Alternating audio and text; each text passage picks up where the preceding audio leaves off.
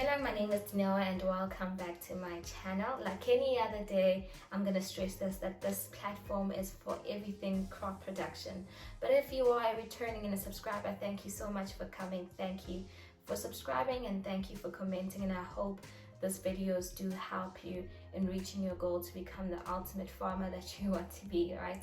Today I've decided to discuss a chapter in an ebook that I found very useful. It's a vegetable production ebook that will help anybody that wants to start or get into the plant production or get into crop production, and I hope that this really helps you. I'm not going to cover a lot because a lot is said in the ebook, but I will give details about where to get the ebook. Today I'm going to be talking about irrigation. Now, water availability is one of the most fundamental requirements that you need. I think I've stressed it enough also in my previous video that not only water quality is important, but water quantity as well. So how much water do you actually need for each crop, right? And in this topic, I'm going to be covering the different types of irrigation systems that you might need, the advantages and the disadvantages of it. And I really hope that this is something that can help you. So as I said, not only is water quality important, but also the amount of water that you need for crops. A lot of vegetable crops are not dry seasoned, or they're not dry crops that can survive in drier areas, right? And if you are somebody that is looking into getting into vegetable production, or you are actually in it, then you know that sufficient moisture for the vegetable production then becomes important for crop yield, for good quality, and for establishment, right? Especially during like seedling phase, you don't want them to dry out, because if they dry out, they're dead. Specific phases within the crop production cycle where water is very vital and you can't afford to let it dry up, right? Or you can't afford to not have enough water for your crops, right? And this also depends on whether it's warmer areas, whether you're in dry areas.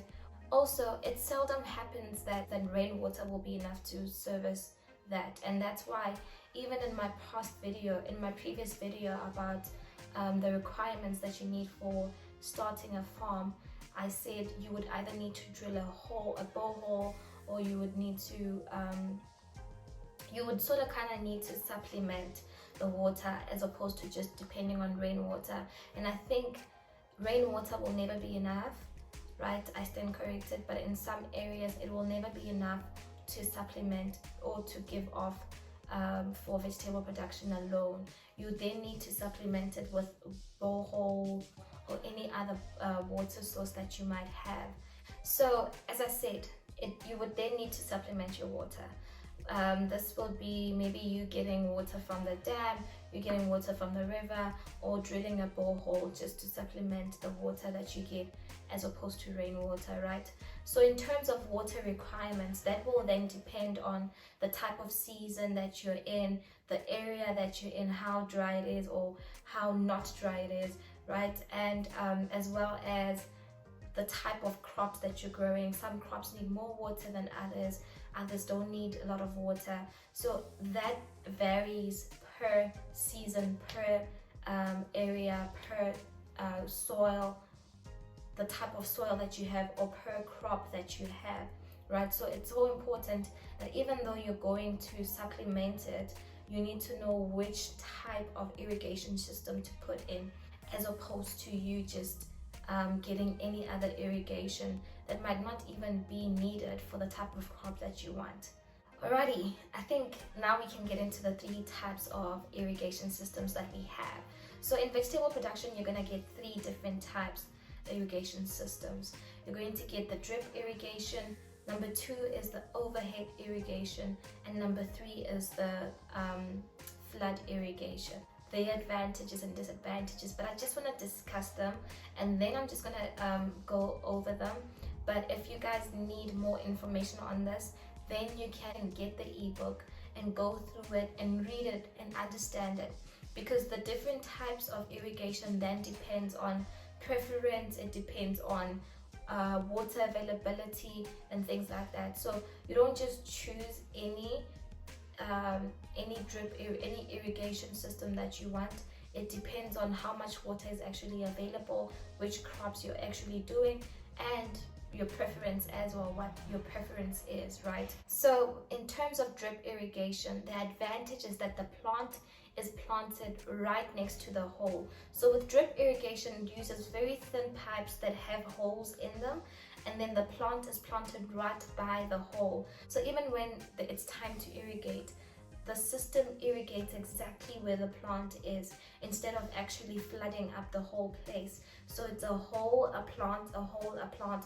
Every plant is planted next to the hole, and it saves water, right? You're not going to get a lot of leaching of nutrients as well. And the other advantage for drip irrigation is that you can actually do a fertigation type of thing. It's so multifunctional that you can actually fertilize through the pipes as well, especially for water soluble fertilizers.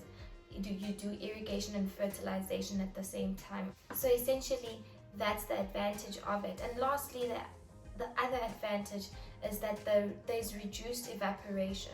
So because of the water that only goes to the plant and it does not flood in everywhere else, evaporation is reduced, as opposed to the other systems, other irrigation systems where, like flood irrigation or overhead irrigation, water can somewhat just if there's wind, water can move with the wind, things like that. But yeah, that's basically drip irrigation and the advantages of it. In terms of the disadvantage of it, is that it's expensive. You find that it's really expensive because it's water efficient, right? It doesn't use a lot of water, and I guess that advantage is the value add that you're actually paying for. Secondly, it's that if, for instance, the hole is blocked, then it's not going to function. So there's a clog up of water, and because the water now starts to clog up, it will probably burst, right? Or it will completely close off, and then that plant will not be getting any water, but other plants will get water. So it becomes very inefficient when it's damaged. And the not so much advantage or disadvantage, but another thing about drip irrigation is it needs like knowledge. You need to know how to connect the pipes. You need to know how to operate it. So you need a little bit of knowledge to know how to set it up, and you know how to use it. Then Bob's your uncle. Yeah, but yeah, that's exactly what drip irrigation is. The next one is overhead irrigation system. Now the overhead irrigation system can be your sprinkler irrigation. That's the irrigation that comes over the plants, and then it spews water from microjets or like an overhead sprinkler system, right? The advantage of this is that it's very cheap, it's very easy to set up, and also it's very convenient when you need a lot of water, right? With crops that need a lot of water, the sprinkler irrigation works well because it spews a lot of water at the same time. So this is a system that is relatively easy to set up. It's cheaper than your drip irrigation, and you don't need a lot of knowledge to set it up, right? Because it's not that difficult. It's not technical in the way that you set it up. So the disadvantage with the sprinkler or the overhead irrigation is that you need a lot of water. Like it uses a lot of water, right? So you lose a lot of water in that process. Number two is that it might, if there is a lot of water as well that it spews out, nutrients might be washed off very quickly as compared to a drip irrigation, right? And because of that, because of the like the amount of water that's being used, you're relatively going to use plus minus more electricity when it comes to it, as opposed to your drip irrigation where you know the amount that's going in, it's a set amount, and it's not as much, and it's very efficient as compared to your overhead irrigation where there's a lot of water that goes out and you need electricity or fuel to pump it up, and also there's leaching that might occur as compared to your drip irrigation, right? So those are the disadvantages of sprinkler irrigation. At number 3, we have flood irrigation. And essentially by flood irrigation, that's what it means. You're flooding the whole place. you're putting a lot of water into the plants to immerse them fully in water, and it goes in furrows. So once you set it up, you set it up in an upslope so that even if the main pipe runs there, everything can flow down to the crops that you want. So it's sort of like rows. You set it up and then the water goes down, right? And the advantage of this is that it's very easy to set up. You don't need a lot of pipes, you don't need a lot of material as well. And it's very easy. The water reaches all the plants as well. But the disadvantage, however, is that you're using a lot of water, and there's more possibilities of you leaching out your plant, your nutrients. And by leaching, we mean the removal of those nutrients, because once you fertilize, you flood the place, it runs down with the water, and then the nutrients don't stay in the soil as they should have, right? So that's the different irrigation systems that we have. I know this video is short, but I also want you to go and read the ebook, because it will really help you out. It has more information in it. The book covers a lot of topics like soil prep, soil cultivation, soil preparation, cultivation, cultivar selection, plant nutrition, irrigation, plant protection, marketing and sales. It covers a vast spectrum of things that you need to know when you're starting out. But not only that, and also when you want to grow, right? At the end of the day, a lot of success within the agricultural game is based on the technical know-how of how to do things, right? The skill and the knowledge behind it. Because although agriculture, as I said before, is a passion and its legacy, you still need the technical know-how to succeed at it, right? And it's the skills and the knowledge that we don't have that actually makes us fail. But once we know the principles that govern a thing, we can actually win at it, right? So do get the ebook. I encourage you to get it if you are interested in farming. I'm going to put the details down below, and you can contact Ndima Development for the ebook. I'm telling you, you do not want to miss this.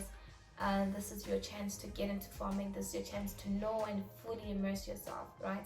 Because as I said before, if you want to do it, you need to read up on it. You need to expose yourself to it. You need to fully immerse yourself in it and know how people do things and why they do them, right?